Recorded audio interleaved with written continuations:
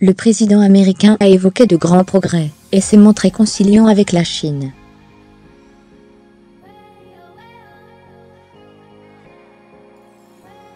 Le Monde /vertical.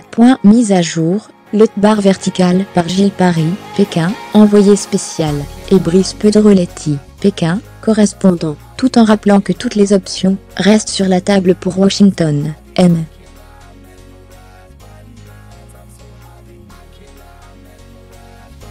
Train a rompu avec les diatribes à propos de la Corée du Nord depuis son arrivée dans la région.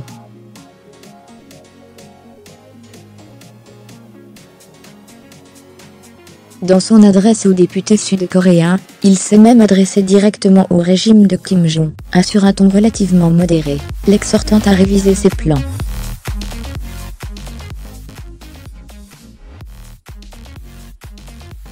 La veille, il avait fait preuve, pour une fois, d'optimisme.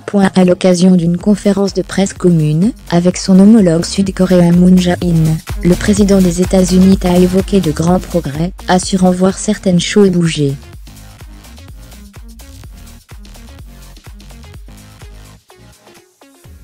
Peut-être se référait il à l'absence de tirs de missiles par Pyongyang depuis le 15 septembre, une suspension que le secrétaire d'État, Rex Tillerson, présentait en août comme le meilleur signal attendu de Pyongyang.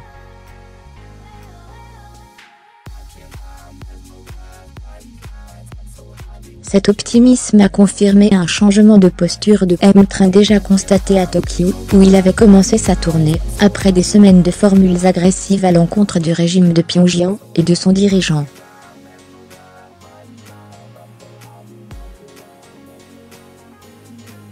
Au final, on trouvera une solution, on finit toujours par trouver une solution, il faut qu'on trouve une solution, avait-il assuré dès son arrivée en Corée du Sud, à l'occasion de la visite d'une base militaire.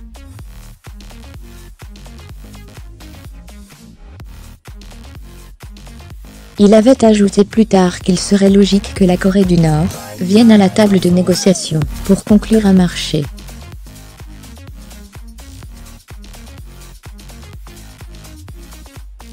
À Séoul, le président des États-Unis a aussi vanté la coopération de Pékin, jugeant qu'elle avait été très utile en la matière.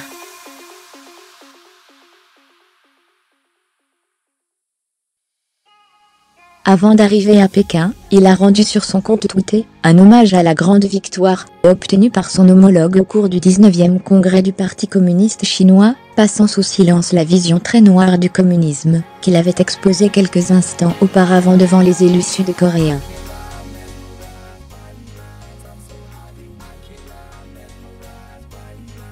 Ces gestes appuyés suffiront-ils ? Le président des États-Unis ne fait pas mystère de sa volonté de convaincre son homologue Xi Jinping d'exercer une pression accrue sur son voisin nord-coréen.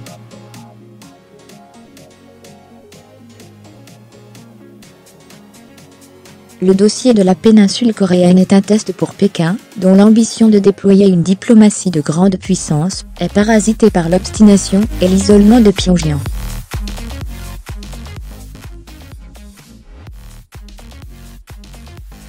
Les essais balistiques, et surtout nucléaires de la Corée du Nord, sont mal perçus par la population chinoise, et la Chine aborde tout facteur d'instabilité à ses frontières.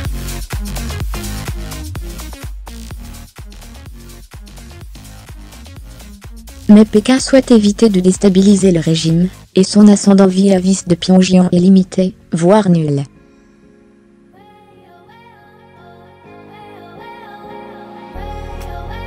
Face aux demandes de train, la Chine devrait résister à l'imposition de mesures radicales, comme l'interruption des livraisons de pétrole, mais dispose, selon les experts, d'une certaine marge dans l'application des sanctions existantes, notamment au niveau des circuits de financement nord-coréens en Chine.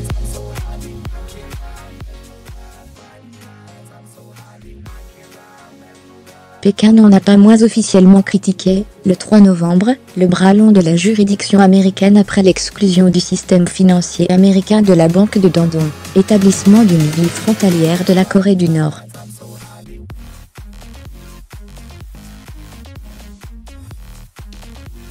Lire aussi Donald Trump ou la diplomatie du chaos, le changement de ton de la Chine, vis-à-vis aussi bien de Pyongyang que de Séoul, adopté depuis la clôture du 19e congrès, indique que Pékin fait mine de miser sur une approche plus conciliante avec ses deux voisins.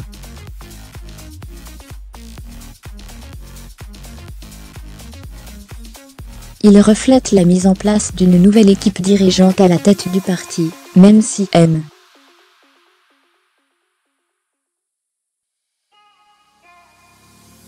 Xi et son premier ministre ont été reconduits. Le numéro 1 chinois a ainsi émis le souhait, le 1er novembre, de voir les relations avec Pyongyang atteindre un état sain et stable après avoir reçu un message de félicitations pour sa reconduction à la tête du Parti communiste chinois de la part du dirigeant nord-coréen Kim Jong-un.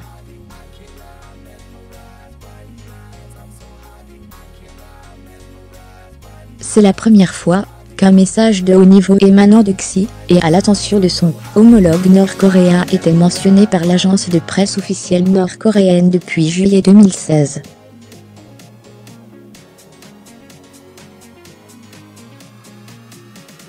Quant aux relations Chine-Corée du Sud, après un an de brouille avec Séoul sur le dossier du bouclier antimissile américain, THAAD, qui s'est traduite en Chine par un boycottage informel des marques sud-coréennes, et des produits culturels de la K-pop, Pékin semble être satisfait par les assurances sud-coréennes de ne pas chercher une alliance militaire trilatérale, avec le Japon et les États-Unis.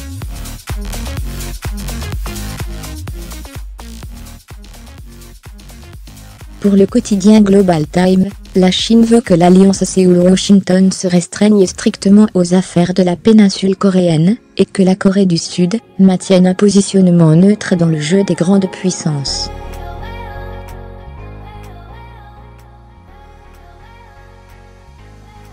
La Chine et la Corée du Sud ont des intérêts communs, elles ont beaucoup communiqué ces derniers temps et les promesses sud-coréennes ont permis une désescalade, note l'expert chinois Jia Qingguo, doyen de la faculté d'études internationales de l'université de Pékin.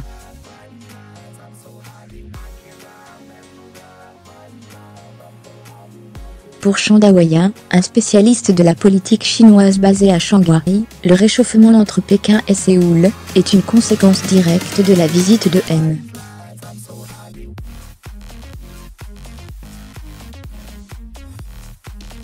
La Chine et la Corée du Sud ont passé un accord tacite, qui est de joindre leurs efforts pour négocier face à lui, avance-t-il.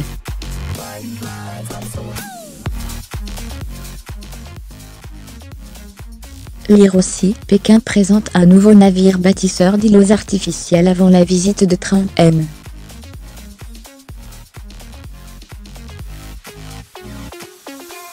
Trump, quels que soient les résultats obtenus à Pékin, ne compte pas fléchir pour autant.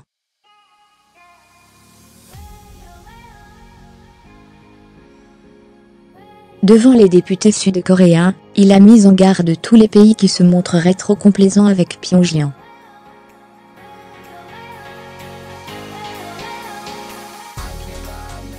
La Russie en fait partie, et le président des États-Unis devrait justement s'entretenir avec son homologue Vladimir Poutine en marge d'un sommet régional au Vietnam, en fin de semaine.